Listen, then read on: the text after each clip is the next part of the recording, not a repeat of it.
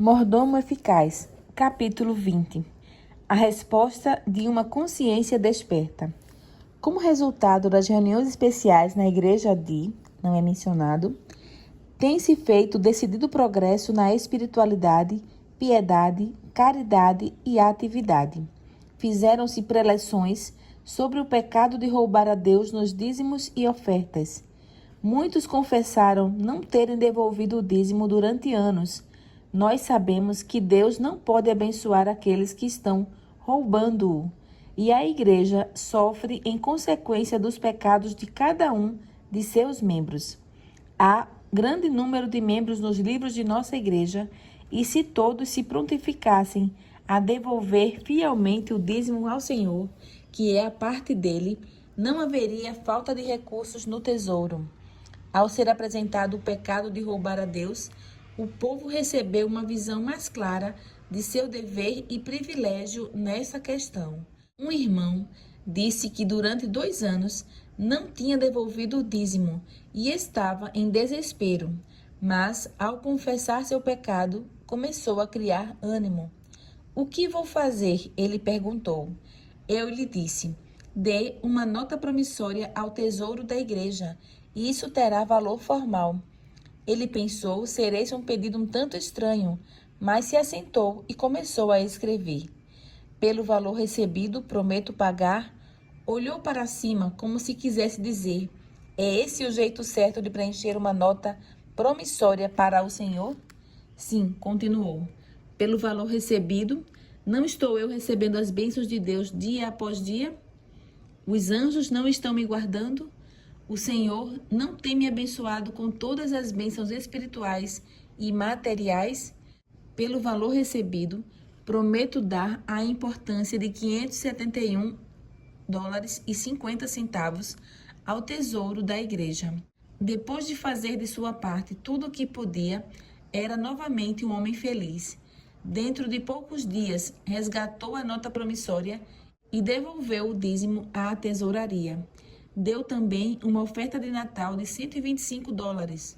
Outro irmão deu uma nota promissória de $1.000, esperando resgatá-la dentro de algumas semanas. E outro deu um vale de $300. O dízimo atrasado é propriedade de Deus. Algumas pessoas têm por muito tempo negligenciado tratar honestamente com seu Criador.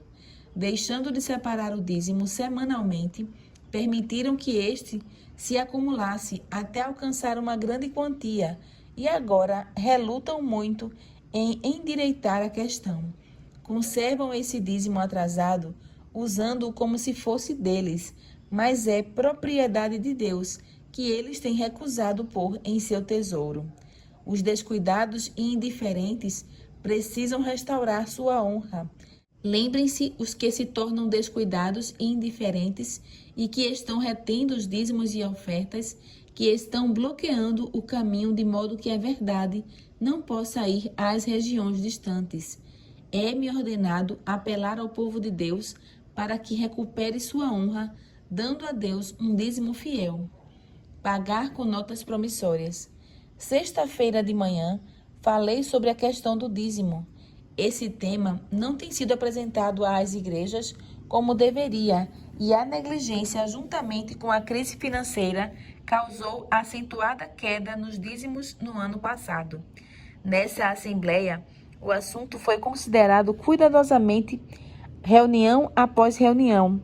Certo irmão, homem de nobre aparência, delegado da Tasmânia, dirigiu-se a mim, dizendo: "Alegro-me em ouvir falar hoje sobre o dízimo. Eu não sabia que essa questão fosse tão importante. Não mais ousarei negligenciá-la."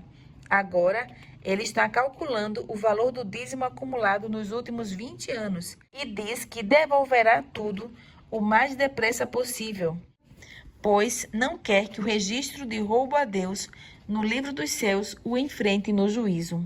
Uma irmã que pertencia à igreja de Melbourne trouxe 11 libras esterlinas de dízimo atrasado, que não havia compreendido ser seu dever devolver.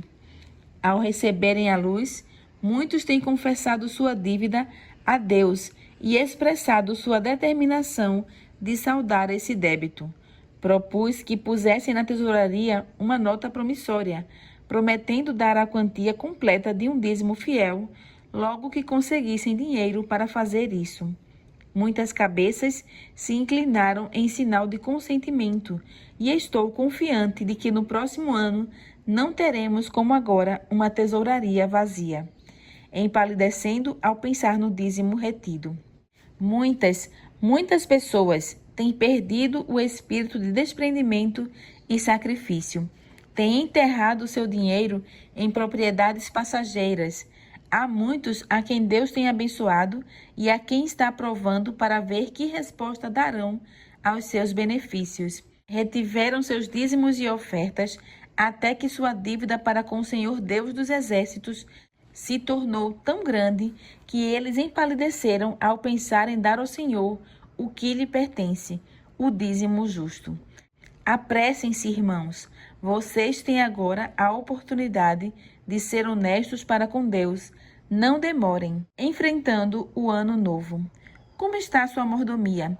Você roubou a Deus no ano passado nos dízimos e ofertas?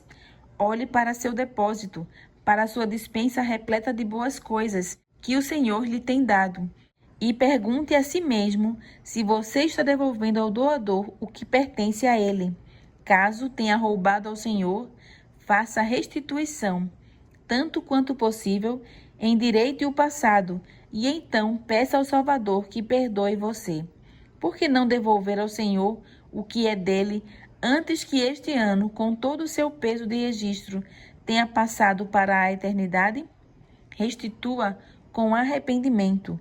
Onde quer que tenha havido qualquer negligência de sua parte em restituir ao Senhor o que lhe pertence, arrependa-se com contrição de alma e restitua para que a maldição divina não recaia sobre você.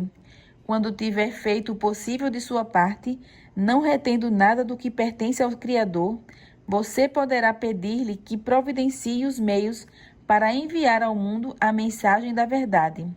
A fidelidade de Jacó. Jacó fez seu voto, Gênesis 28, 20 a 22, enquanto se achava refrigerado pelos orvalhos da graça e revigorado pela presença e afirmação da promessa de Deus. Após a glória divina ter se dissipado, teve tentações como os homens de nossos tempos.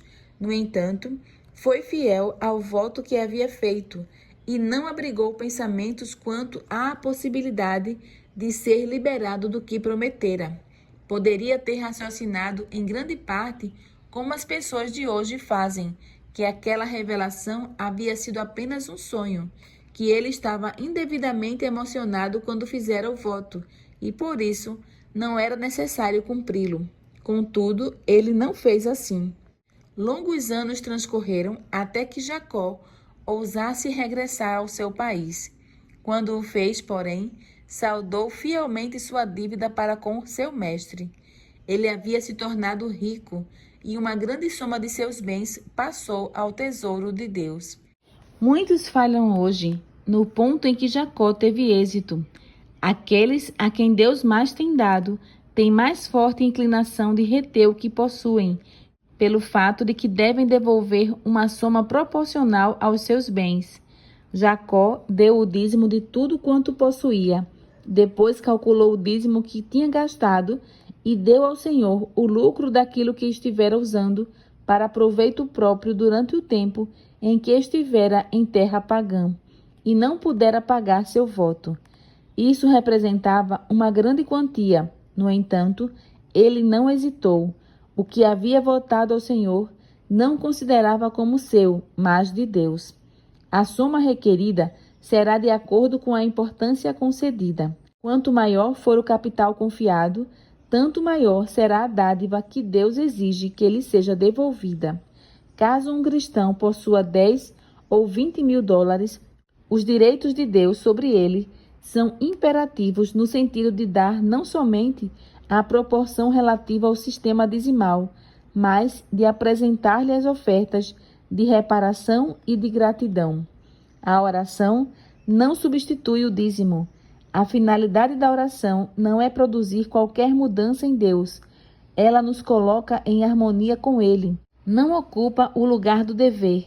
Por mais frequentes e fervorosos que sejam as orações, jamais serão aceitas por Deus em lugar de nosso dízimo.